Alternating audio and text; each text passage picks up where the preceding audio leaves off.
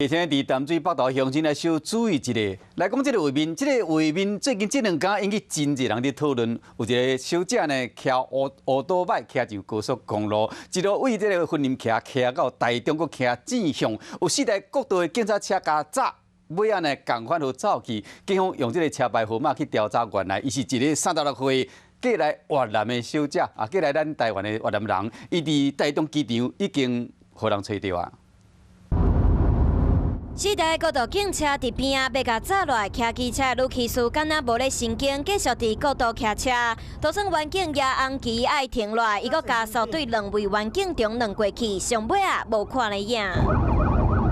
国道警方出动中华台中国分队要甲炸落来，女骑士一路对婚林骑40多公里到台中，所警方刚来当经过车牌救人，查出是一位36岁越南一个配偶住伫婚林，经过线报一路监狱，上尾也伫台中机场找到伊。为获报，该骑士及其乘之普通重机出现在台中机场航厦，本大队派遣线上巡逻车带回本大队进行约询。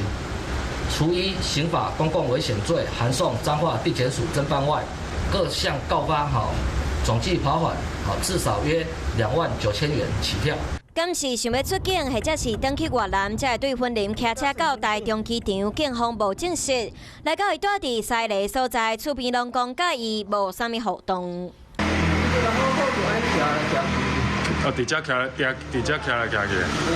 哦，刚才跟恁有什么互动啊呢？我无。看到知道是他吗？对啊。你知道？对啊。